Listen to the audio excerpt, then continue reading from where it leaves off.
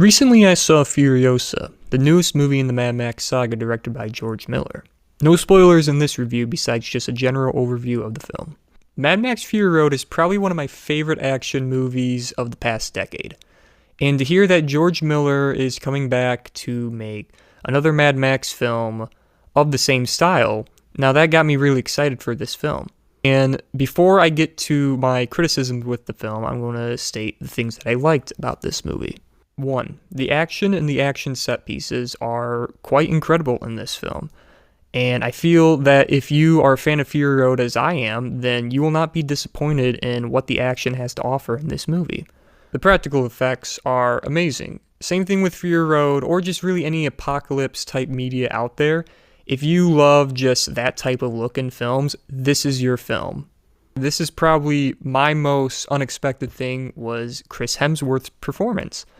I thought Chris Hemsworth did an amazingly entertaining performance, and his character really brought life to this film, unlike Fury Road. He really made the slower parts of the film that much more enjoyable just by seeing his performance and what he could do with it. Another thing that I really couldn't stop thinking about during the film was that the Tom Burke character, for some reason, to me, looked like Solid Snake for some reason. I don't know why. I'll put a picture and a comparison up, but I don't know. Maybe it was just me. Maybe I've been playing Metal Gear Solid too much lately, but I don't know. Now on to my criticisms with the film. And I think probably the worst thing about this movie in particular is the usage of CGI, and it's not even good at that. Many parts of the film I felt were quite frankly ugly. The beginning 20 minutes of the film looked really, really poor compared to the rest. They also did a really weird deep fake AI to the child actress's face that played Furiosa for Anya Taylor-Joy's face.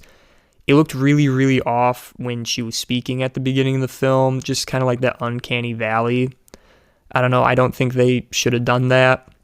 The 2-hour, 28-minute long runtime is quite frankly really, really long for this type of movie, especially since it's a Mad Max movie.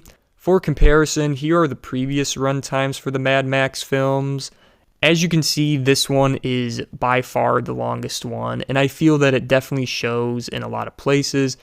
This is definitely one of those films that you could trim 30 minutes off the runtime, and it would probably make for a better film. Another reason why, and I think this probably goes for a lot of people, is that it has the prequel rules curse. And because of that, there isn't really a lot of tension for characters who are present in Fury Road to die in this film. But after all that, I really don't understand why Furiosa is bombing in the box office. But if I had to guess for one reason, it is that it is a prequel. The way this film played out, in my opinion, was similar to the Solo Star Wars movie. I think expanding upon a character that we know enough about from their introduction seems like fanservice bait. But overall, to casual watchers, I'd say this is a decent film to watch with no knowledge of the Mad Max saga. And for hardcore fans, I'd say they'll probably love it. I was more in the middle with this film, and I think my love for Fury Road might have set my expectations too high for this film. But if you are interested in watching Furiosa, I say you should go watch it. Furiosa for me is a 5 out of 10.